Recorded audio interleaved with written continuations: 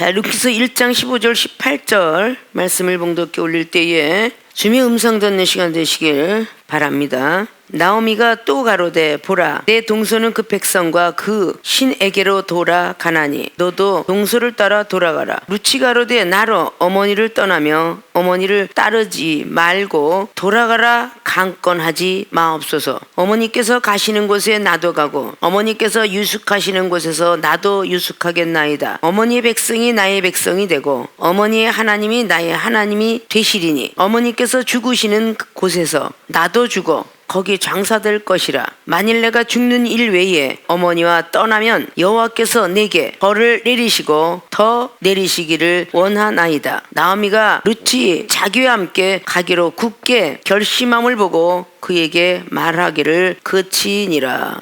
아멘. 오늘 루키서 1장 15절에서 18절까지 봉독해 올렸던 본문 말씀의 제목은 룻이 축복받은 동기는 무엇일까? 물음표를 제시합니다. 룻은 모압 여인으로서 큰 축복을 받은 여인입니다.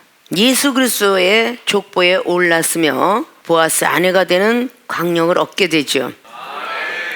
우리 또한 룻처럼 축복을 받았다라고 볼 수 있습니다. 많은 사람들 중에 우리 하나님이 우리를 택해 주셨기 때문입니다.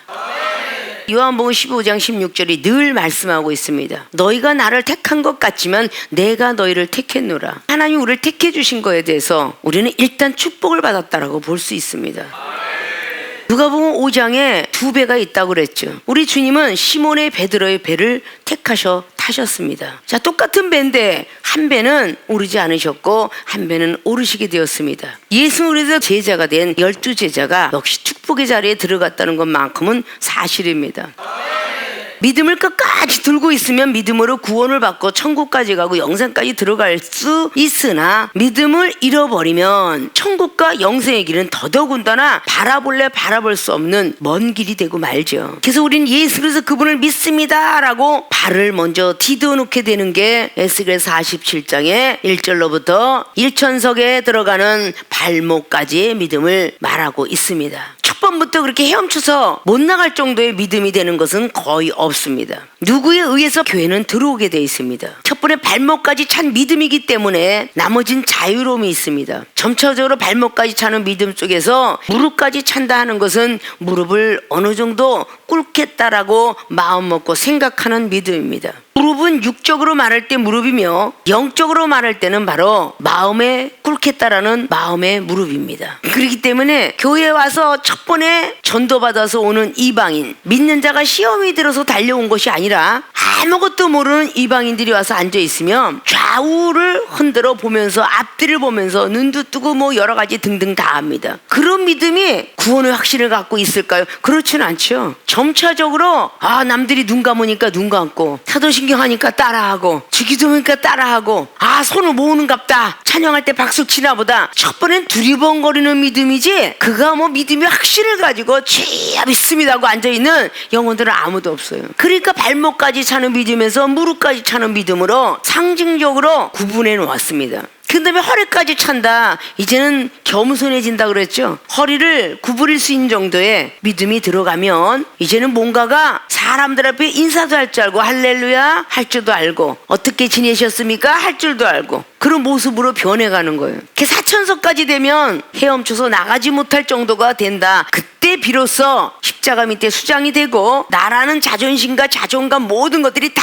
없어지고 입만 벌리면 물이 들어가니까 입을 벌리지 못해요. 헤엄쳐서 나가지 못할 정도의 사천성의 믿음이 되면 눈으로 딱 보고 말하고 싶으면 입을 다무는 거야. 수중 발레라거나 해녀들이 막 들어갈 때 입을 벌리면서 조개나 굴을 줍는 법은 없다고 그러죠. 입은 다물고 코는 숨을 쉬지 않고 딱 눈만 뜨고 가서 저기 굴이 있다 저기 있다 와 많다 이러고 입 벌리면 물 먹을 거 아니야. 그냥 많으면 행동으로나 가서 하는 거야. 굴을 따고 멍게를 줍고 밑에 내려가서 산소통을 메고 간 사람도 와 아름답다는 건 산소통 메고 뭔가 의지할 정도의 홑을 끼고 있을 때 혼잣말로 속에서 그러지 누구하고 말을 못해요. 다 헤엄쳐서 나와서 육지로 나왔을 때 그때 말을 하는 거야. 우리는 헤엄쳐서 나가지 못할 정도의 믿음을 가진 사람들은요, 고수가 되어가지고 잠잠히 듣기도 하며 보기도 하며 그렇게 째째째째째 그렇게 참새처럼 말 안 해요. 이거는 어린아이 같으면 그냥 잔소리하고 싶어서 못 살아. 여기 가도 잔소리, 저기 가도 잔소리. 그건 그런 게 아니고 남이 말할 때 그냥 바로 뛰어들어가. 목사님이 이야기라든지 자기보다 선배가 이야기든지 그게 아닌데 이런 새치기하고 들어가는 거, 그 사람은 아직도 고수가 되지 못한 거야. 아직도 걸어야 될 길이 먼 것입니다. 우리 하나님이 우리를 붙들어서 사용해 주시기 위해서 우리를 갈고 닦아주는데, 보석들도 갈고 닦아야 빛을 내는 거야. 그거 우리도 하나님의 사람이 되어서 선택받은 자체를 축복을 받았다 생각하고 하나님의 연마에서 만들어질 때까지 하나님이 어떻게 파상을 시키든지 그대로 맡길 줄 알아야 되며, 하나님께서 우리를 어떻게 만들 것인지 하나님께 의견을 맡겨야 되는 거예요. 그게 하나님의 섭리입니다. 일단 많은 사람들을, 전 세계 인구가 50억 인구가 넘는 그 인구 속에서 특별히 우리를 선택해 줬다는 거에서 감사하고, 믿습니까?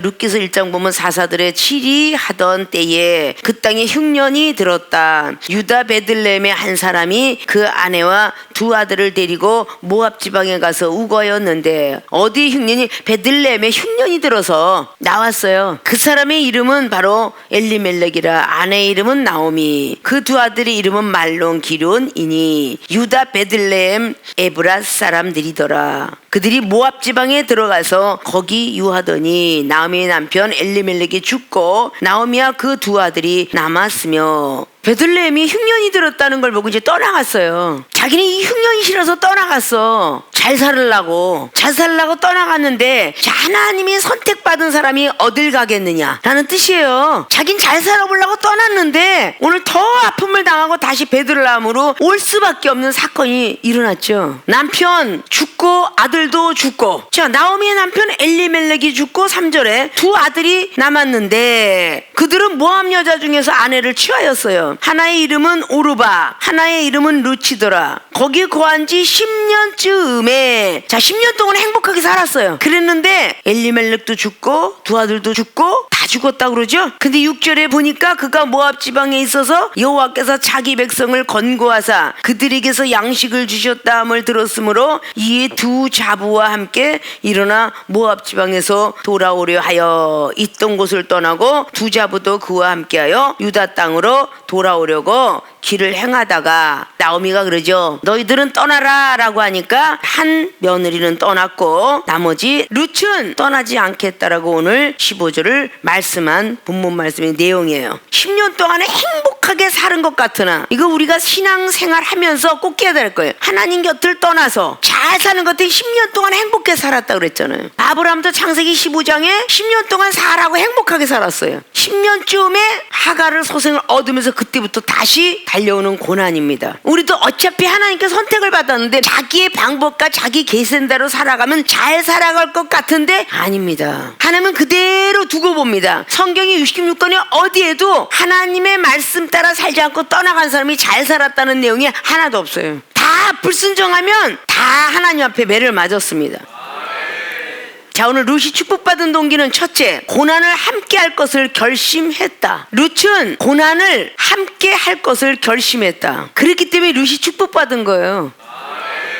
베들레헴은 다윗의 고향이며 예수 그리스도의 고향이고 떡공장이라고 하는 뜻을 가지고 있는 베들레헴이에요. 나오미가 태어났어요. 내가 태어난 곳이 하나님이 선택한 장소죠. 하나님을 아는 것과 만난 곳은 틀리다라고 전에도 말씀드렸죠. 창세기 32장에 하나님 만난 장소는 야복강 나루토입니다. 거기서 만났어요. 모세가 하나님을 알았어요. 그러나 하나님을 만난 곳은 바로 시내 산이에요. 자, 예수님도 제자들도 다 하나님을 알았어요. 그러나 진짜 만난 곳은 변화산상이에요. 우리가 다 하나님을 알았죠. 그러나 알고 느낀 거, 직접 체험받은 거, 이것이 전부 틀려요. 생명수의 교인들 전부가 하나님을 알았던 장소에서 하나님 믿고 따랐어요. 생명수의 저는 하나님을 만났습니다. 이런 신앙 고백들을 참 많이 해왔어요.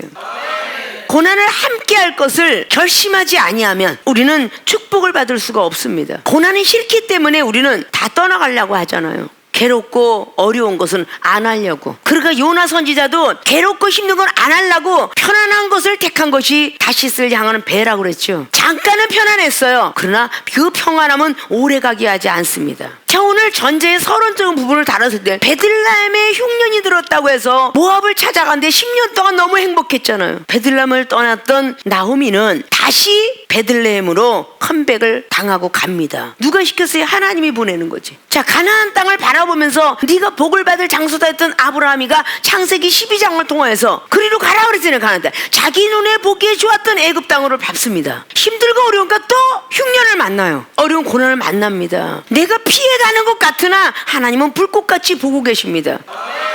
그 자리를 걷지 않으면 안 되는 거예요. 아십니까?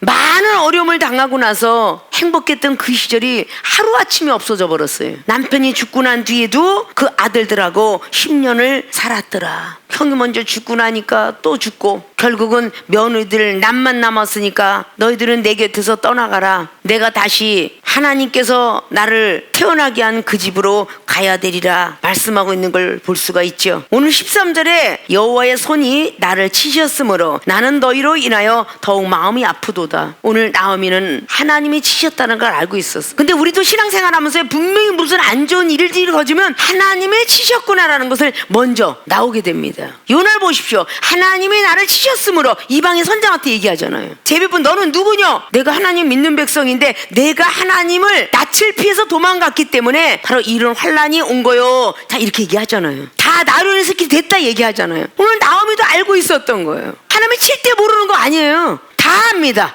다윗도 보십시오. 우사가 죽었어요. 자기로 인해서 그랬구나 깨닫잖아요. 벗개를 아주 고고하게 갖고 와야 되는데 질질 끌고 왔습니다. 그래서 우사가 죽었습니다. 역대상에도 13장에 3월 하에도 우사가 죽었더라 라는 것을 잘 아시잖아.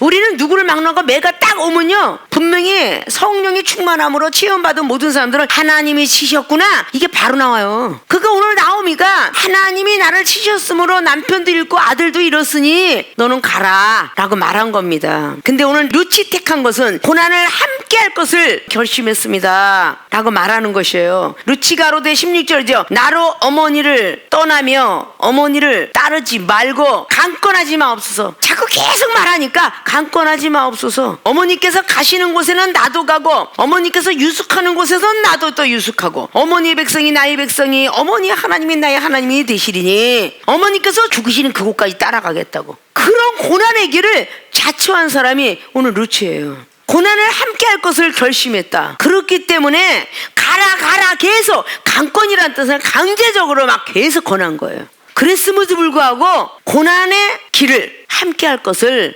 결심했어요. 마음을 굳게 정했습니다. 새해의 축복 예배를 통해서 여러분이 들은 바처럼 창세기 28장에 야곱도 꿈을 성취시키는 그 섭리가 무엇일까? 고난의 땅, 베델 땅, 돌베개, 베고잔 땅, 고난의 땅에 복주심을 믿었기 때문에 그는 복을 받았노라. 우리는 근데 고난이 정말 싫기 때문에 전자에 여러분에게 말했지. 고난을 친구로 삼아라. 우리 주님이 이 땅에 베들레헴에서 마구간에 태어날 때는 어머니가 유숙할 곳이 없었다고 말이죠. 말구에서 아이를 낳을 정도까지 가진 것 아무것도 없지만 태어날 때부터 시작하여 돌아가시는 하늘로 승천할 그 시간까지 주님은 늘 고난을 함께 걸으셨습니다. 그래서 로마서 8장 17절에 말씀하는 거. 사도 바울 선생님이 로마에 있는 교회들에게 너희들은 현재 고난을 장차할 영광과 비교할 수 없다라는 기도는 하지만 앞에 17절은 왜 생각지 않으냐. 그리스도께서 고난을 당하였은즉 우리도 고난을 당연히 감사하고 당해야 되느니라.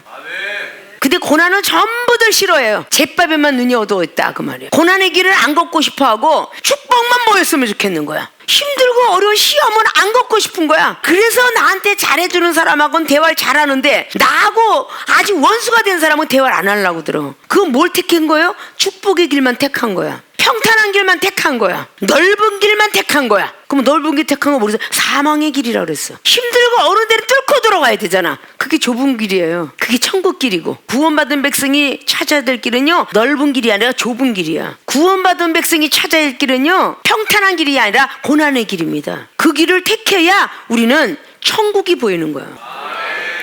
우리 하나님이 이 중에 4개, 5개를 탁 던져보시고 어떻게 하나 보자라고 30년이 넘는 사역 중에서 늘 그래 오셨어요. 한 번도 중에서 좋은 것을 택해 본 적은 없어요. 이종은요. 가장 힘들고 어렵고 나쁜 길, 그쪽을 선택했습니다. 그러면서 거기서 잃은 것만이 아니요, 얻은 것이 너무 많기 때문에 백성들을 다스리고 가르치는데 힘이 되었습니다. 어려운 길을 택했기 때문에 세상의 지식과 경륜을 많이 배우게 되었습니다. 좋은 길을 택했다면 배우지 못했을 거예요. 하나님께서 덕성 기드온 땅도 맹지 땅을 주면서 아무 물질이 없는 가운데 손수 발바닥에 불이 되도록 뛰어다니면서 군청의 일부터 시작해 법무사 이르기까지 직접 뛰어다니면서 했기 때문에 땅의 지적도상에 길이 없는 것, 도로가 없는 것은 맹지구나라는 것도 알게 된 거예요. 그 길을 걷지 않았으면 몰랐을 거 아니에요. 험난 산중을 걸어야 배우는 겁니다. 세상에 배우는 지식보다 고생을 해가며 시험에 들며 사업이 무너져가며 이렇게 배운 것이 가장 값지다고 합니다. 어느 누구도 배워줄 것이 아니니까요. 그래서 주의 종이 겪는 연단 이것이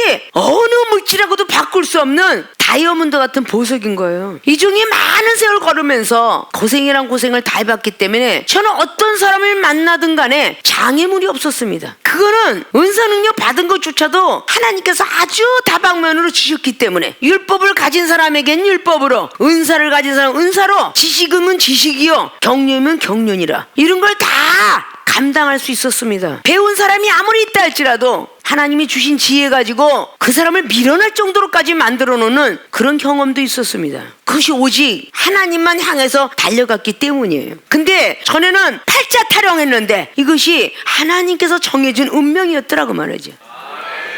세상 고생 많이 한 걸 보고 더러운 팔자다, 더러운 인생이다라고 했지만 그렇게 걸어왔던 고난의 운명이 하나님의 복음을 증거하는데 어마어마한 힘이 되었다는 사실을 알게 되었다 그 말입니다. 그래서 우리의 고난을 싫다 하지 말라는 거예요. 하나님께서 쓰시려면 빨리 썼으면 좋은데 모세 선지자를 청년기를 마치게 하면서 40년 연단의 육적인 고난을 겪게 했다. 목동이 되어서. 그리고 하나님께서 부르시고 출애굽기 3장을 통해서 7장까지 영적인 고난을 겪게 했다. 많은 기적과 이사를 체험받으면서 백성들이 막 그냥 신경질 내는 모습 속에서 그는 다양하게 그 고난 속에 하나님을 알게 되었습니다.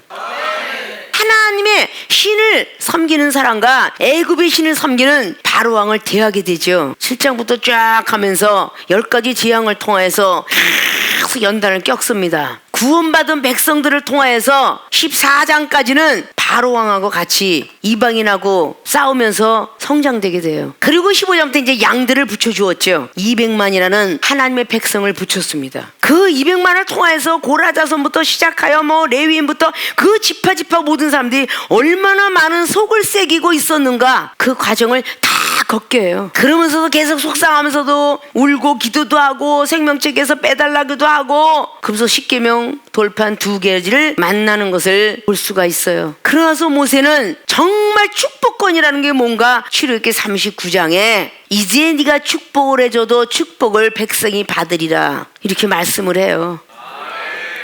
축복을 해줬을 때 임하지 않는 경우가 있고 임하는 경우가 있다. 사울왕은 점차적으로 하나님의 신이 떠나가면서 사무엘상 요만 덩어리가 들어가니까 축복을 아무리 해줘도 그 인생들은 죽어요. 다윗은 기름 부음을 받았지만 사무엘상 16장에 기름 부음을 받고 나서 연단을 엄청나게 겪어요. 13년 이상을 겪고 30세 때 즉위를 하죠. 자, 우리는 기름 부음이 있다 할지라도 금방 무슨 축도와 축복권과 축사권이 있노라 근데 그걸 금방 받아진 경우가 없습니다. 다 먼저 연단을 겪든지 받고 나서 또 연단을 겪든지 계속 겸손한 마음으로 겸허한 제사로 항상 배워갈 줄 알아야 되는 거야. 집사는 전도사에게 전하고 목사는 또 선배들에게 또 계속적으로. 그래서 지위라는 게 있다 그러잖아요. 엉망진창을 살아갈까봐 목사들 세계에서도 선배 후배를 통하여서 만들어가서 노예가 있고 총회가 있다. 총회를 주관하는 또 법인체가 있다. 그게 만들어가는 거죠. 질서 확립하기 위해서예요. 고린도 교회에게 그래서 14장 31절로 하물며 하늘의 영을 받은 예언까지도 질서를 지켜야 된다. 전도사가 바로 예언을 하고 있다? 목사가 예언하고 있다? 그러면 전도사 예언이 아무리 정확한다 할지라도 목사의 예언만큼 못한데 전도사 예언이 더욱더 목사보다도 월등하다고 느껴질 때는 바로 그 사람 사람의 신앙생활을 보는 거죠. 목사는 그냥 이론적인 거 맞고 아무렇게나 살아가는 사울왕 같은 사람이라면 정확지가 않죠. 전도사일지라도 24시간 365일 오직 기도만 하고 사는 사람, 믿음 생활하면서 예수님의 성품을 가지고 있는 사람, 이런 사람들이라면 지기가 전도사일지라도 그 예언은 더 정확할 수도 있습니다. 이런 걸 우리 살필 줄 알아야 된다는 거죠.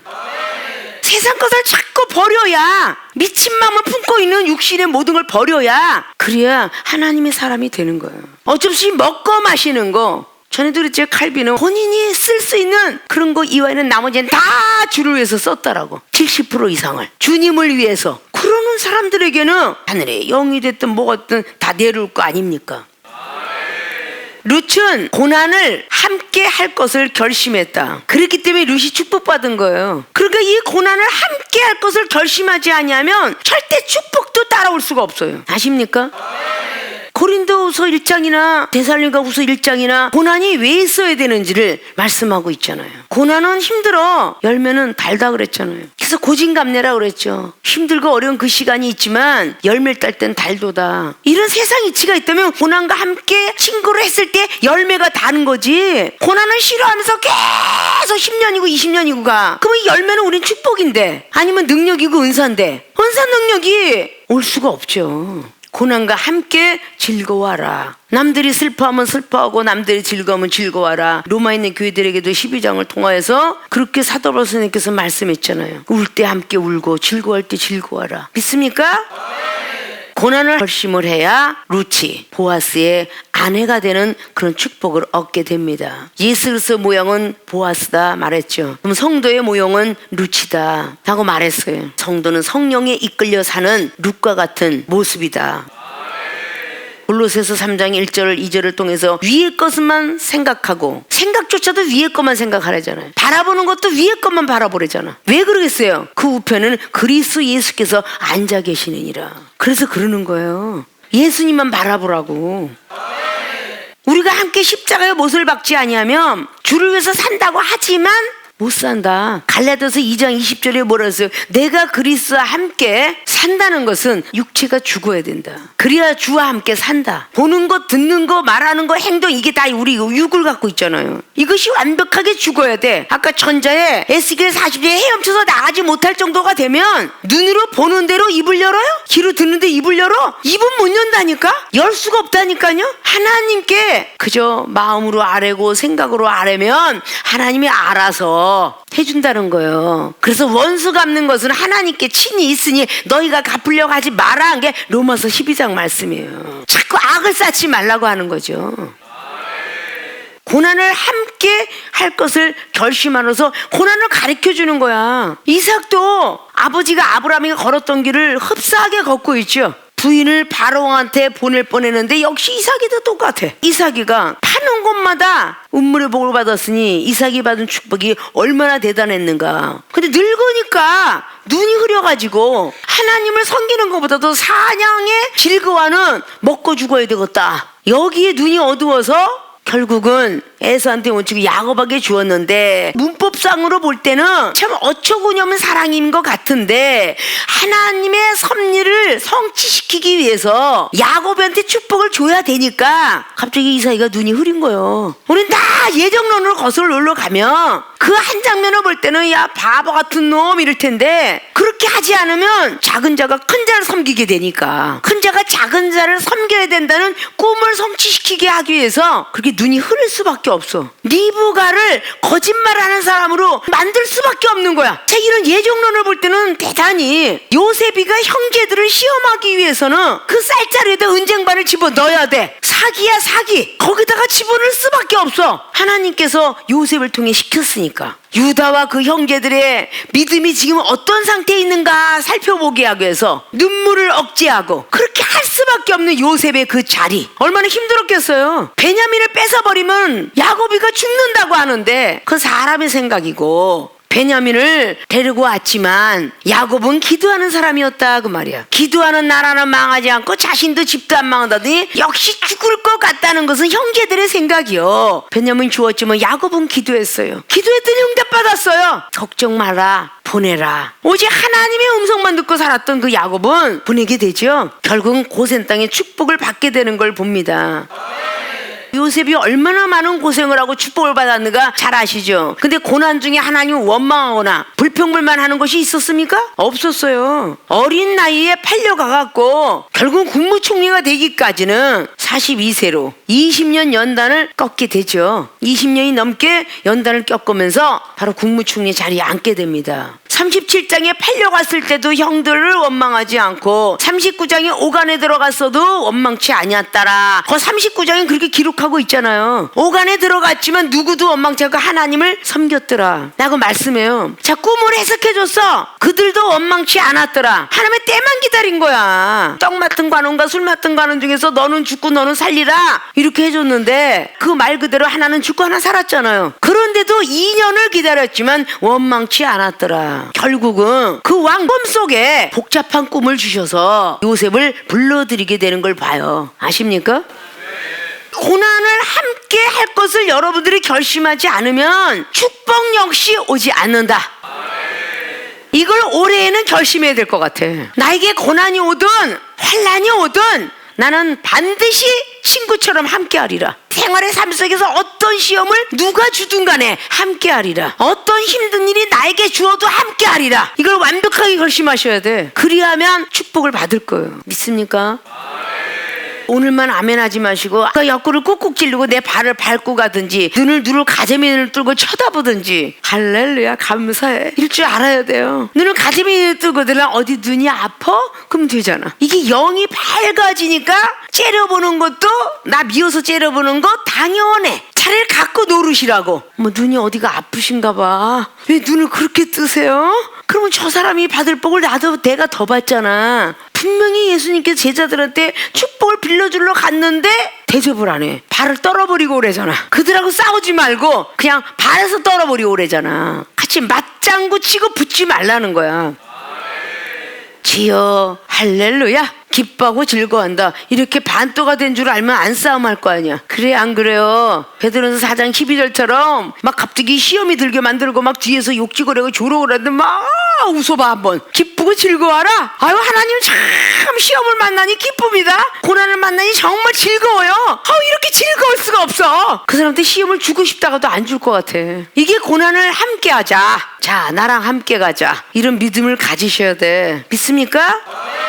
자, 고난을 함께 할 것을 결심했다. 누가? 모압 여인 루치. 자, 우리 2020년도를 맞이한 우리 생명수계 주혜정과 성도 모든 분들도 어떤 고생도 고난이 이제 새해가 같아서 없어진 건 아니고 같이 따라왔으니까 함께 가자. 함께 가자. 힘들어 죽겠는데 저 인간은 일을 안 도와주고 막 이런다고 해서 걔가 도와줄 거 하나도 아니요. 더 안 도와줘. 그러니까 힘들어도 그냥 내가 하자. 힘들어 죽겠어 그 쳐다보면 눈치 보면서 딴 데로 도망가더라고. 안 도와줘요. 힘들어도 내가 할 일이야. 대신 마음으로 기도하라는 거야. 입 다물고 마음으로 하나님께 향하는 거야. 하나님 제가 나를 안타깝게 여기게 긍휼히 보게 해주옵소서. 그럼 온다니까? 그런 기도 응답들을 한번 받아보시라고. 마음을 움직여주시는 하나님을 신뢰하신다면 그런 기도를 한번 해보시라는 거야. 그러면 축복을 받을 겁니다.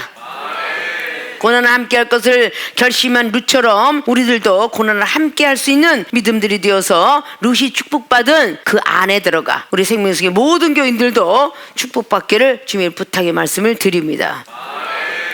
두 번째, 룻이 축복받은 동기는 끝까지 순종할 것을 결심했다. 17절에 어머니께서 죽으시는 곳에서 나도 죽어 거기 장사될 것이라. 만일 내가 죽는 일 외에 어머니와 떠나면 여호와께서 내게 벌을 내리시고 더 내리시기를 원하나이다. 얼마나 대단한 결심을 했으면 나오미가 룻의 자기와 함께 가기로 굳게 결심함을 보고 그에게 말하기를 그치니라. 얼마나 굳게 결심했으면 그만 강권해서 가라 하는데 이제는 엄마가 지쳤어. 그래서 말하는 걸 그쳤더라. 어머니가 돌아가시는 그 순간에 나도 그 자리에서 죽겠습니다 라고 끝까지 순종할 것을 결심을 했기 때문에 그는 어떤 환난과 고통이 있어도 순종했습니다. 그 뒤에 내려지는 2장과 3장의 말씀을 여러분들이 보시면 정말 순종하고 싶지 않은 사건들이 너무 많아요. 그러나 정말 룻이 축복받은 것은 끝까지 죽는 그 시간까지 나는 순종할 것이다. 만약에 내가 그렇지 않고 만약에 어머니 곁을 떠나가면 하나님께서 나에게 벌 줄 것까지 저는 이 자리에서 각오가 대단합니다. 하나님을 두고 맹세하고 있어요. 그러면 하나님께 이미 상달이 되었겠지요. 죽으면 못 쫓아가겠죠. 내가 여기서 죽는 일 이외에는 절대 어머니를 떠나지 않겠습니다. 죽기 일보 직전까지는 내가 순종하겠나이다 이런 뜻이죠. 끝까지 순종할 것을 결심했기 때문에 그의 사랑은 변하지 않았습니다. 앞자락에 고난을 함께 할 것을 결심한 것은 믿음이 굉장히 신뢰를 가지고 어머니에게 다가려고 갔으며 오늘 끝까지 순종할 것은 그만큼 제가 어머니를 사랑합니다 이런 뜻이에요. 로마서 8장처럼 말이죠. 적신과 기근과 어떤 칼로도 그 주님과 우리 사이의 사랑은 끊어낼 수 없다라고 사도 바울께서 말을 해요. 어떤 환난과 고난의 시험이 와도 저는 절대 이 결심을 누구도 막지 못합니다. 만약에 내가 어떻게 잘못해서 내가 떠나간다면 여호와께서 나를 벌을 주실 거니까 결단코 나는 못 떠나겠다는 결심과 같은 것이죠. 입으로만 하는 것이 아니라 죽음을 불사한 것이에요. 예전에 피와 피를 나누면서 의형제를 맺어 결단코 난 떠나가지 않겠다라면서 끝까지 지키는 의형제의 사건들을 많은 전설로도 듣게 되는 걸 볼 수가 있습니다.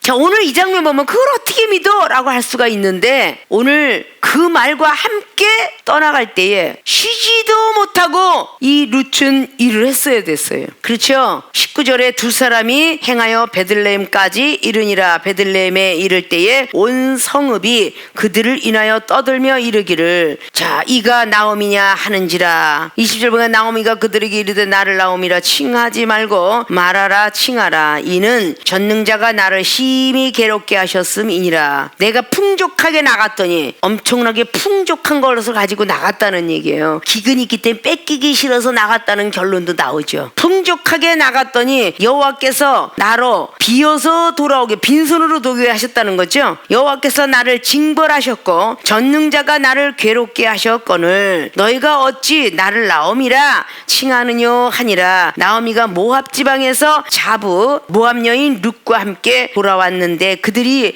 보리 추수 시작할 때에 베들레헴에 이르렀더라. 엘리멜렉의 친족 중 유력한 자가 있는데 바로 그 친족이 보아스의 보리타작 마당이죠. 자, 이때부터 이제 2장의 2절을 보면 모압 여인 룻이 나오미에게 이르되 나로 밭에 가게 하소서. 내가 네게 은혜를 입으면 그를 따라서 이삭을 줍겠나이다. 나오미가 그에게 이르되 내 따라 갈지어다. 어느 정도의 신뢰성을 이 룻은 갖고 있었냐면요, 예의 바르고요, 자기 혼자 하는 법이 없고요, 그냥 가서 몰래 가서 이런 것도 아니고 나오미 허락을 받으려고 가자마자 어머니 걱정하죠. 양식 걱정한 거겠죠. 먹어야 되니까. 얼마나 효부죠? 그러면 그 고난은 계속 시작되는 거야. 밭에 가서 내가 은혜를 입으면 이삭을 줍겠나이다 그래요. 네게든지 은혜를 입으면. 근데 이게 나오미가 하나님께 기도한 게 하나님께서 룻의 그 마음과 모든 것을 보시고 그 밭을 인도했는데 대단히 역사적인 사실을 우리는 그 뒤에 볼 수가 있어요. 자, 룻이 가서 베는 자를 따라서 쫓아갑니다. 밭에서 이삭을 줍는데 우연히 엘리멜렉이, 우연이라고 그러죠. 이 우연이 하나님 안에서는 필연인 거예요. 2장의 3절을 보면 우연히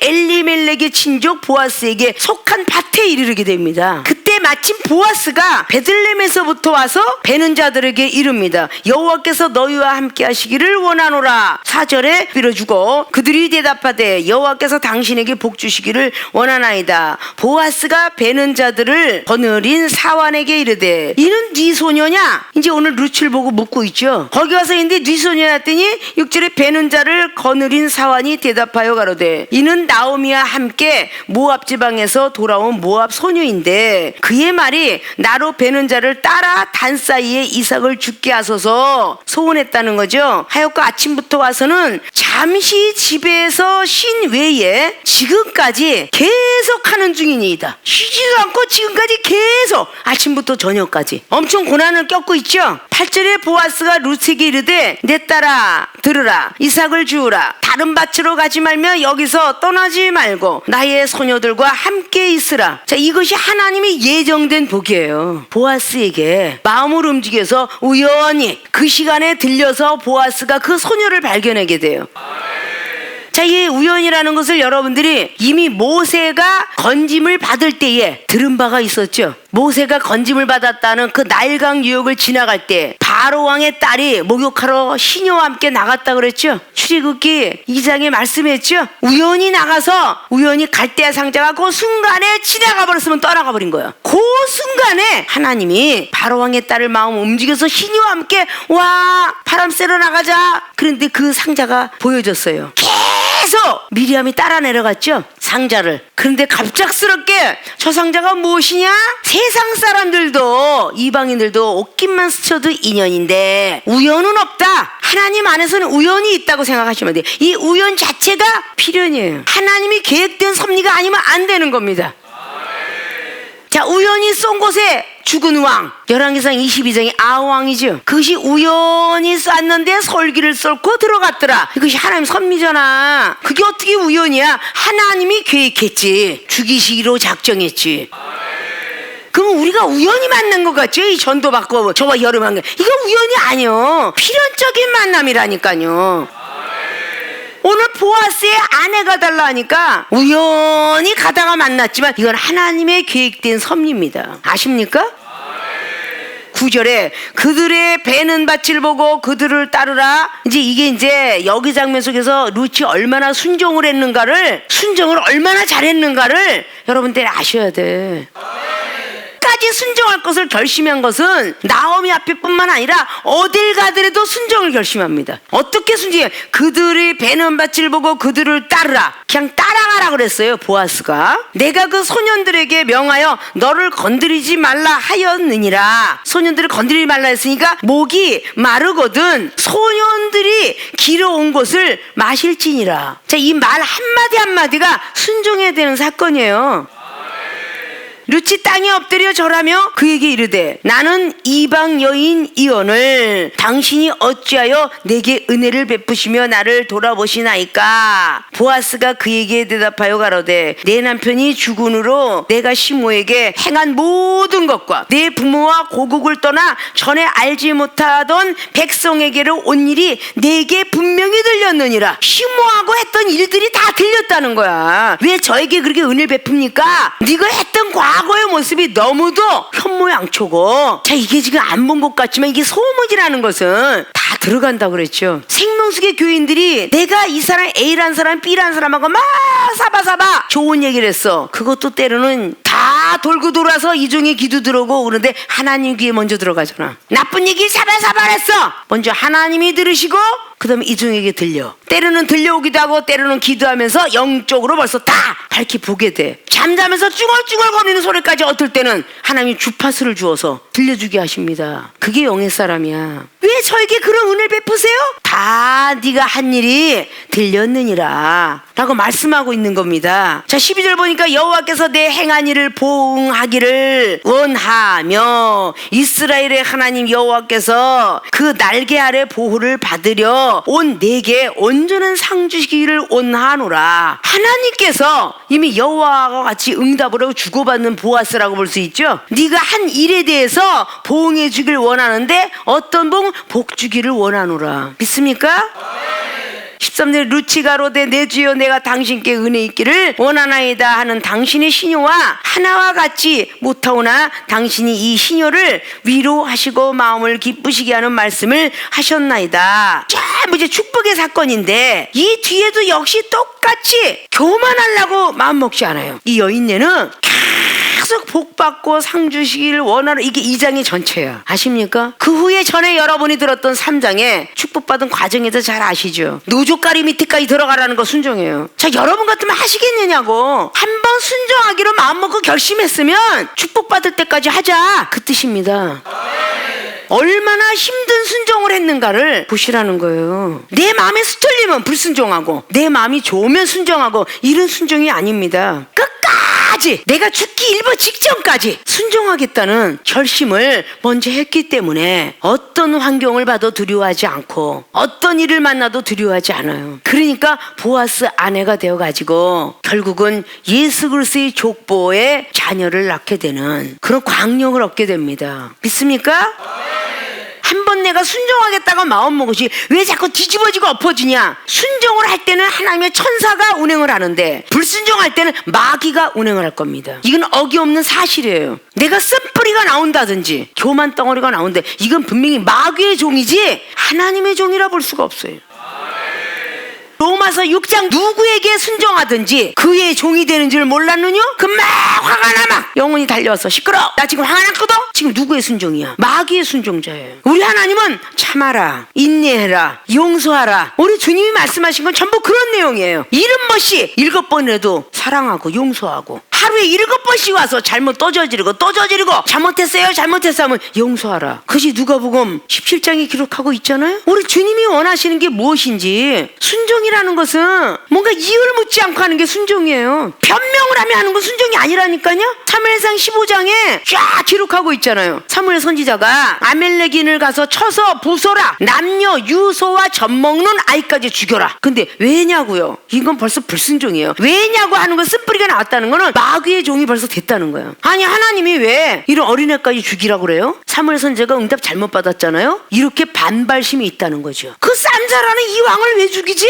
내 옆에다가 수하로 두면 나라의 재산일 텐데. 그러니까 결국은 아각을 죽이지 않고 옆에다 살린 겁니다. 자, 하나님 앞에 불순종이 아니라 사무엘 선지자 말에 불순종했죠. 근데 사무엘 선지자 말은 하나님 말이었잖아요. 자기는 선지자 말에 불순종했다고만 생각했을 거예요. 그러니까 아각을 두었고 살찐 송아지들도 다 없애라 그러는데 자기가 두었어요. 어디다? 하나님 앞에 번제를 드리려고. 이 음매 소리가 무슨 소린고 번제 드리려고 했습니다. 당신은 왜 하나님 말씀 듣지 않았어? 계속 그냥 17절 이하부터 변명하죠. 이래서 그랬고 저래서 그랬고 막. 그러니까 15장 22절에 순종이 제사보다 낫고 듣는 것이 수양의 기름보다 낫습니다. 당신은 벌써 하나님께서 버림받습니다. 이렇게 이야기하는 거예요. 순종은요, 아무 이유 묻지 않고 변명하지 않고 하는 게 하나님의 종이며, 여러분들이 입만 열지 않았다고 해서 불순종이 아니에요. 어느 정도 머리가 크면요, 마음속에서 계속 꿍시렁꿍시렁 해요. 마음에서. 이게 얼마나 마귀의 종이 돼가고 있는 겁니까? 순종은 이유를 묻는 게 아니야. 믿음이 좋으니까 3장에 시킨 거는 너무 어처구 없는 사실이잖아. 이제 어머니 곁을 떠나서 친족 보아스의 아내가 되래. 지금 말하자면 늙은이의 아내가 되라는 거야. 그러면 어떻게 생각이 들겠어요? 아, 나를 이제 저기다 집어넣어서 노년에 잘 살라고 하나 보다, 이런 생각을 갖고 있을 수 있어요. 그런데 전혀 관계치 않고 룻은 시모가 시키는 대로 하겠습니다. 노조까리 그리고 자녀를 낳고 나오미의 자녀가 탄생됐다라고 룻이 그럴 때에 얼마나 마지막까지 겸손한지, 자녀를 딱 낳았을 때 딱 보면은 하나님께 영광 돌려요. 4장의 마지막을 쫙 장식하고 보면요, 13절에 보면은 보아스가 룻을 취하여서 아내를 삼고 그와 동침하였더니 여호와께서 그로 잉태하게 하심으로 그가 아들을 낳은지라. 14절에 여인들이 나오미에게 이르되 찬송할지로다, 여호와께서 오늘날 내게 기업물을 짜가 얻게 아니하셨도다. 이 아이의 이름이 이스라엘 중에 유명하게 되기를 원하노라. 이는 내 생명의 회복자며 내 노년의 복량자라. 곧 너를 사랑하며 7 아들보다 귀한 자부가 낳은 자로다. 나오미가 아기를 취하여 품에 품고 그의 양육자 되니 그 이후 여인들이 그에게 이름을 주되 나오미가 아들을 낳았다 하여 그 이름을 오벳이라 하였는데 그는 다윗의 아비인 이새의 아비였더라. 이새가 다윗의 아버지죠? 그 아버지의 아버지였던 거야. 룻이 교만했더라면 예수님의 족보에 못 올라갔습니다. 아십니까? 순수히 따라가는 걸 보고 순종 그러지. 변명하며 따라가는 걸 순종 아니라 그러죠. 염소처럼 들이 받아가면서 가는 건 순종 아니라 그러죠. 야단 맞으면 화장실에 가서 중얼중얼 설거지하면서 중얼중얼 이러는 건요 염소야 염소. 마태복음 25장에 염소는 못 들어가. 왼편에서 심판받아야 돼. 아십니까? 그러니까 생명수의 교회인들은 영적으로 은사 능력을 받았기 때문에 영혼도 떠졌고 기도니까 쭈글쭈글거리도 많이 하고 비판도 많이 하고 판단도 많이 하고 급기야는 형제자매 판단하기에 넘어서서 당회장님이 하는 일까지 꿍시렁거리면서 판단을 해. 근데 여러분이 집사 시절 초신자 시절은 그러질 않았어요. 다 전도사 넘어서 준목고 목사까지 만들어 놓으면 가장 꿍시렁거리는 사람이 목사야. 가장 판단하는 사람이 목사야. 준목 시절까지만 도 잘 안 그래. 근데 목사가 되면 희한하게 판단을 많이 하고 꿍시렁을 많이 해요. 그러니까 이런 걸 고치셔야 돼. 새해는요 고난도 함께 할 것도 결심하시고 끝까지 순종할 것도 결심하자. 자, 루시 축복받은 동기를 잘 들으셨죠? 첫째, 고난을 함께 가자 결심하시길 바라고, 두 번째, 끝까지 순종할 것을 결심했던 루처럼 우리들도 끝까지 순종할 것을 결심하자. 그래서 루시 받은 축복을 우리도 받아서 정말 예수 그리스도의 족보상에 올라갈 수 있기를 주님 부탁드리고 축원을 드립니다.